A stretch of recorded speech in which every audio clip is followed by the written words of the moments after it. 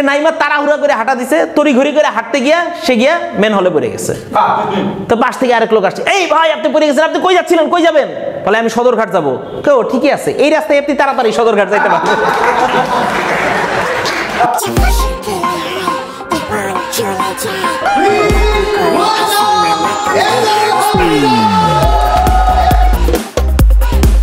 আসসালামু আলাইকুম, কেমন আছেন সবাই?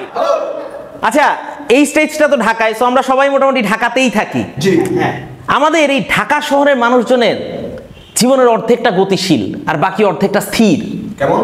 হ্যাঁ, তারা অর্ধেক সময় গতিশীল থাকে আর বাকি অর্ধেক সময় তারা স্থির হয়ে আটকায় থাকে ট্রাফিক জ্যামের মধ্যে।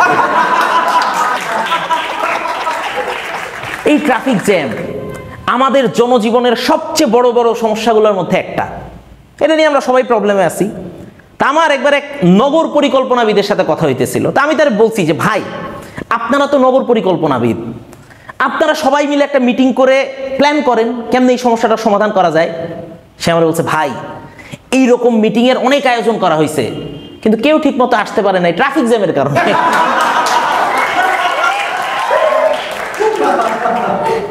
আপনি রাস্তায় ঘন্টার পর ঘন্টা বাসে ট্রাফিক জ্যামে আটকায় থাকবেন, দেখবেন একটার পর একটা মানুষজন বাসে উঠতেছে, ওইটা বিভিন্ন জিনিস বিক্রি করার চেষ্টা করতেছে।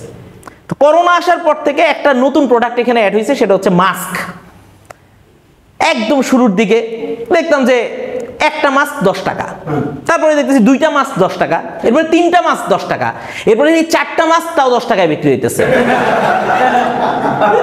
যেমনে চলতেছিল তাতে মনে হইতেছিল আর কয়েকটা দিন পরে হকার আইসা বলবে, এই নেন 5টা মাস্ক আর এই যে 10টা টাকাও রাখে।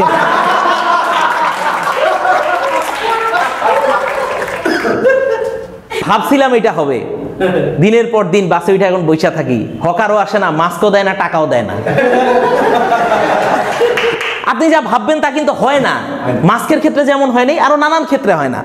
আপনি জ্যামের মধ্যে ঘন্টার পর ঘন্টা বসে থাকবেন, আপনি 1 ঘন্টা এক জায়গায় বসে আছেন, বাস আগায় না সামনের দিকে। আপনার মনে হইলো যে না, এই বাস আর আগাবে না, আমি বরং নাইমা হাইটে যাই। আপনি ঠিক 1 ঘন্টা জ্যামে আটকায় থাকার পরে নাইমা জাস্ট দাঁড়াবেন, দেখবেন 1 সেকেন্ডের মধ্যে বাস সাই করে চলে গেছে। এত জোরে গেছে যে আপনি বাসে আর উঠতে পারতেছেন না। তো এইরকম আমি একদিন বাসে বসে আছি, আমার পাশের সিটের লোকটা সে আর পারতেছে না, মানে তার যাইতে হবে, সে অস্থির। বাসে করে যাচ্ছি সদরঘাটের দিকে, কোনোভাবেই বাস আর লড়ে না। এক পর্যায়ে ওই লোকের খুবই অস্থির লাগছে, সে নাইমা তাড়াহুড়া করে হাঁটা দিছে, তড়িঘড়ি করে হাঁটতে গিয়া সে গিয়া মেন হলে পড়ে গেছে। তো পাশ থেকে আরেক লোক আসছে, এই ভাই আপনি পড়ে গেছেন, আপনি কই যাচ্ছিলেন, কই যাবেন?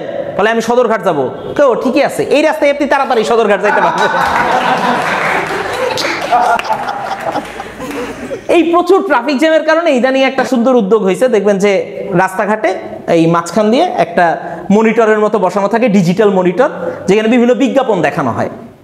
এইটা খুব ভালো উদ্যোগ আমার মনে হয়েছে, যে জ্যামের মধ্যে মানুষজন ঘন্টার পর ঘন্টা আটকে থাকে, বিজ্ঞাপনগুলো দেখলে তাদের একটু কম বোর লাগতে পারে, আবার বিজ্ঞাপনটাও হইল। তবে পাশাপাশি আমার আরেকটা জিনিস মনে হয়েছে, যেই পরিমাণ সময় আমরা ট্রাফিক জ্যামে আটকায় থাকি, তাতে এই মনিটরগুলোতে বিজ্ঞাপন না দেখায় পূর্ণ দৈর্ঘ্য বাংলা ছায়াছবি দেখানো উচিত।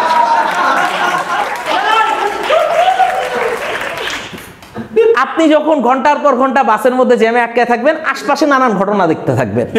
আমি একদিন জ্যামে বসে আছি, হঠাৎ করে দেখি যে ওই পাশে যেদিক দিয়ে গাড়ি ঘোড়া চলতেছে, ওই পাশে দেখি যে হঠাৎ করে 60 জন মানুষ একটা বাইকে করে এসে থামছে। তো পুলিশ থামাইছে, এই থামেন, বাইকে একসাথে 3 জন ওঠা নিষেধ, আপনারা 4 জন উঠছেন। হ্যাঁ 60 জন মানুষ, তাহলে কি 5 নাম্বারটা পড়ে গেল গা?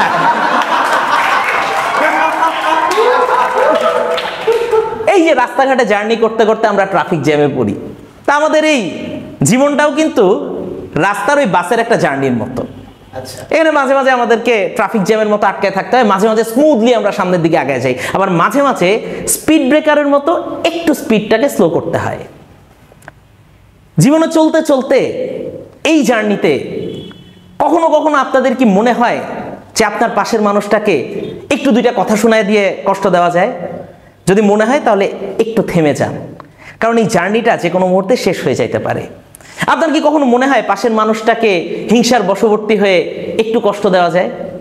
যদি মনে হয় তাহলে একটু থেমে যান, কারণ জার্নিটা যে কোনো মুহূর্তে শেষ হয়ে যেতে পারে।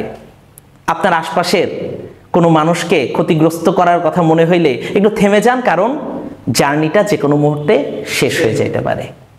সত্যিই তাই, জীবনের এই জার্নিটা যে কোনো মুহূর্তে শেষ হয়ে যেতে পারে, তাই এই জার্নিটা যতদিন চলবে ততদিন স্মুথলি চলুক। হিংসা, বিদ্বেষ, অন্যের মনে কষ্ট দেওয়া কিংবা কোনো মন্দের ভিড়ে ট্রাফিক জ্যামে আটকে না যাক এই জীবনটা, শুধুই ভালোর বশবর্তী হয়ে স্মুথলি এগিয়ে যাক আমাদের এই জার্নি। আজ এ পর্যন্তই। আমার জার্নিটা যদি শেষ না হয়ে যায়, যদি বেঁচে থাকি, তাহলে নিশ্চয়ই আবার দেখা হবে। Thank you.